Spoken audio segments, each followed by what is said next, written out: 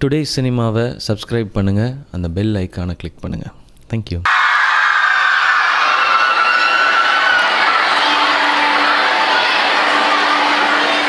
என்னுடைய ஹார்மோனிய பெட்டியின் சத்தமே எனக்கு கேட்கவில்லை.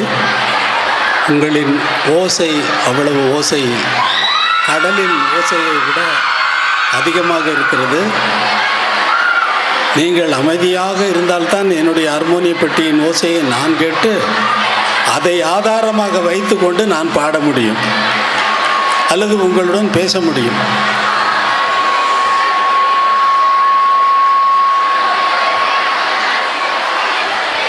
எப்போது நீங்கள் அமைதியாவீர்களோ அப்போது நான் பாடவா?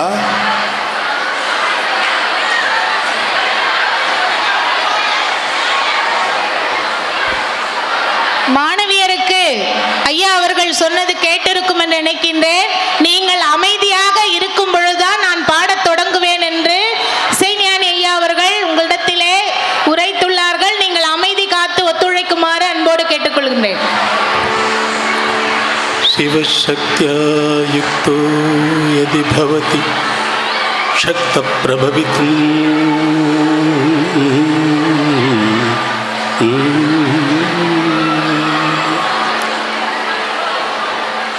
न चेदेवं देवो न खलु कुशलः स्पन्दितुमपि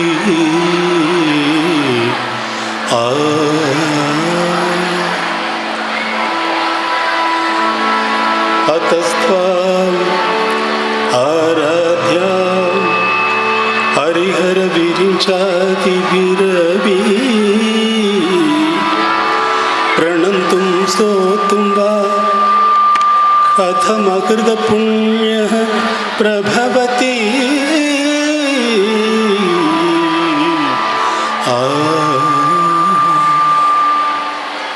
जननी जगन्नी जननी जननी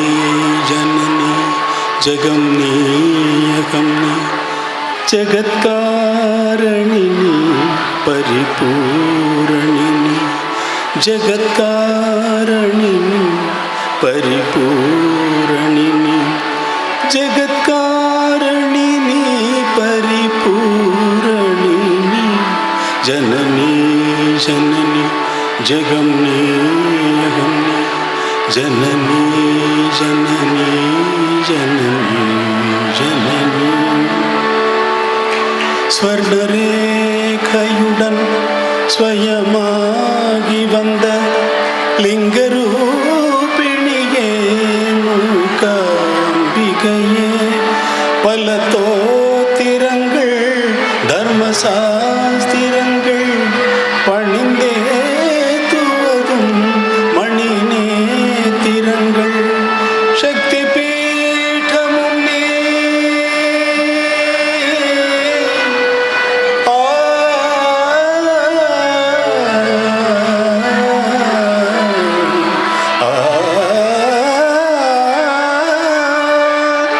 சக்தி பீഠமும் நீ சர்வமோட்சமும் நீ சக்தி பீఠமும் நீ சர்வமோட்சமும் நீ ஜனனி ஜனனி ஜகம்னி கம்னி ஜனனி ஜனனி ஜகம்னி கம்னி ஜகத்காரணினி பரிபூரணினி ஜகத்காரணினி பரிபூரணினி ஜனனி ஜனனி ஜகம்னி கம்னி ஜனனி ஜனனி ஜனனி ஜனனி ஜனனி ஜனனி ஜகம்னி கம்னி ஜனனி ஜனனி ஜகம்னி கம்னி.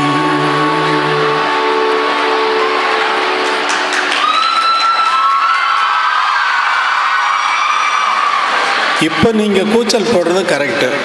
இப்போ நீங்கள் சத்தம் போடுறது பாட்டு முடிஞ்ச உடனே நீங்கள் உங்களுடைய உணர்வை தெரிவிக்கிறீங்கன்னு நான் எடுத்துக்கலாம்.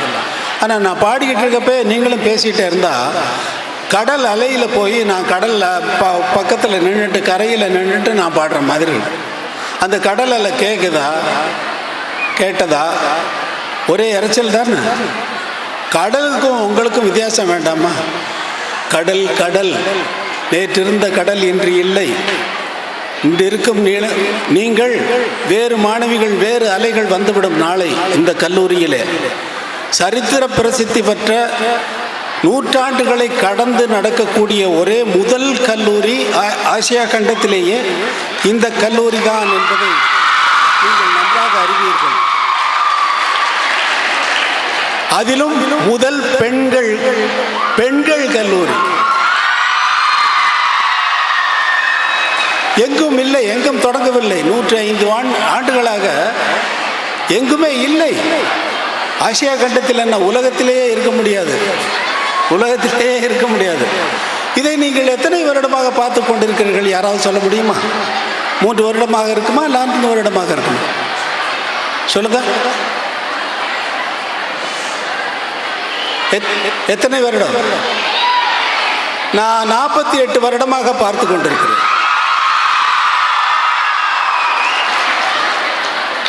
நான் இசையமைப்பாளனாக, உதவி இசையமைப்பாளனாக பணியாற்றி கொண்டிருந்த நேரத்திலும் ஆல் இந்தியா ரேடியோவில் அப்பொழுது அங்கே நடக்கின்ற சிறு சிறு ஒலிப்பதிவுகளிலே வாசிப்பதற்காக செல்லும் பொழுதும், இங்கே காரணேஸ்வரர் கோயில் சைட்டில் நான் குடியிருந்த நேரத்திலே தினமும் இதுதான் என்னுடைய காலை நேரத்தில் 5 மணிக்கு 4 மணிக்கு தொடங்கி 5 மணிக்கு இங்கே தான் உங்கள் கல்லூரி முன்பு தான் நான் நடந்து கொண்டிருப்பேன்.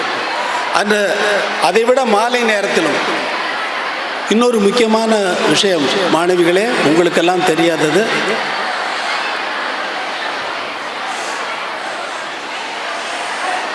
இன்னுமா பேச முடியல. நீங்கள்லாம் எஸ்எம்எஸ்ல தானே பேசிக்கிறீங்க. இப்போ என்ன சத்தம் போட்டு பேசுறீங்க? நீங்கள் வரவேற்றதை விட உங்கள் கையில் இருந்த ஃபோன் தான் என்னை வரவேற்றது. அந்த ஃபோனுக்கு தான் நான் நன்றி சொல்ல வேண்டும்.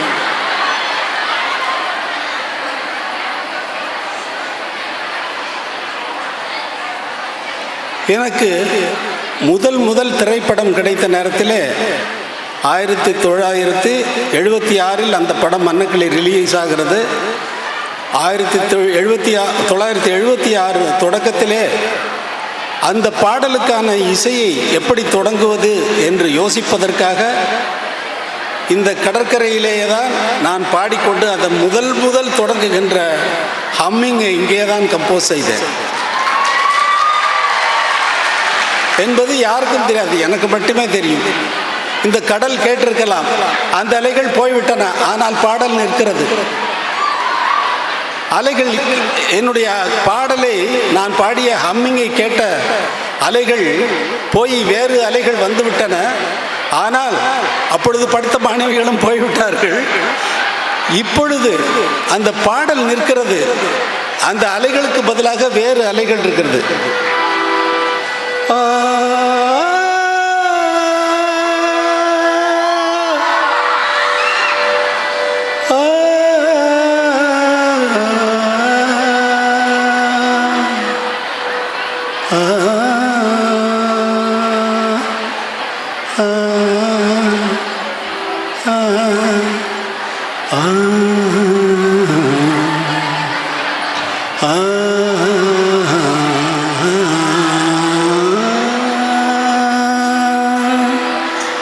அன்னக்கிளி உன்னை தேடுதே,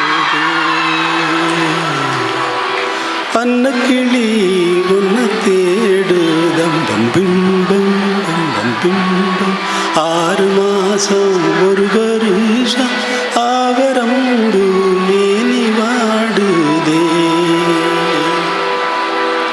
நதியோரம் பிறந்தேன், கொடி போல வளர்ந்தேன், அலையோடும் நதியோடும் வனம் போல் வளர்ந்தேன்.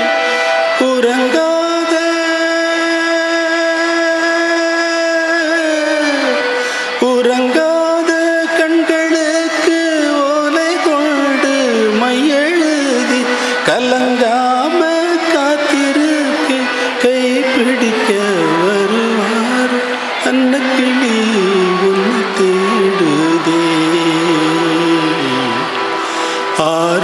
மாசம் ஒரு வருஷம் ஆவரம் மேனி வாடுதே. இந்த பாடலின் இசை முழுக்க இந்த கடற்கரையிலே தான் நான் கம்போஸ் செய்து அப்புறமாக நோட்ஸாக நான் எழுதி ரெக்கார்ட் செய்தேன் என்பது யாருக்கும் தெரியாத, யாருக்குமே சொல்லாத ஒரு விஷயத்தை உங்கள் கல்லூரிக்காக பிரத்யேகமாக நான் இதை சொல்ல வேண்டிய கட்டாயத்தில் இருக்கிறேன். ஒவ்வொரு பாடல் கம்போஸ் பண்ணுறதுக்கு முன்னாடியும் மாணவிகளை நீங்கள் கேட்குறதா இல்லையா, அமைதியாக இருக்கிறதா இல்லை, முடிவு பண்ணிட்டீங்க இல்லையா?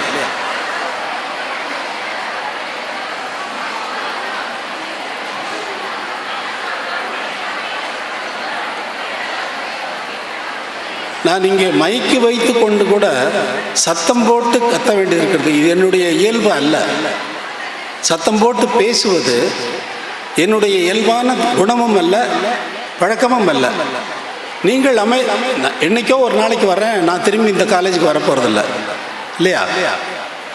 நான் வந்திருக்கும் பொழுது நீங்கள் அமைதி காத்தால்தான் நீங்கள் அது எனக்கு செய்கின்ற மரியாதையாக நான் எடுத்துக்கொள்வேன். நான் சொல்கிறதை நீங்கள் கேட்கிறீர்கள் என்ற உணர்வு எனக்கு இருந்தால்தான் நான் சொல்கின்ற விஷயத்தை, ஆழமான விஷயத்தை, உங்கள் மனதில் பதியக்கூடிய வேண்டிய விஷயத்தை நான் சொல்ல முடியும். இங்கே எத்தனையோ பத்திரிகை நண்பர்கள் இருக்கிறார்கள், மீடியாக்கள் இருக்கின்றன. அத்தனையிலும் இது வரும்பொழுது உங்களுடைய ஓசை இரைச்சலாக இருந்தால் அது உலகம் முழுக்க செல்லும் பொழுது அது நன்றாக இருக்குமா? சரித்திர பிரசித்தி பெற்ற இந்த காலேஜில் கல்லூரி மாணவிகள் இப்படி நடந்து கொள்கிறார்கள் என்று உங்களுக்கு ஒரு அவப்பெயரை கிரியேட் பண்ணிடாதா? அது அமைதி காக்க வேண்டியது உங்கள் கடமை என்று நீங்கள் கொள்ள வேண்டாம். உங்கள் தன்மையாக எடுத்துக்கொள்ளுங்கள், உங்கள் குணமாக எடுத்துக்கொள்ளுங்கள். எந்த இடத்தில் சத்தம் போடுவது?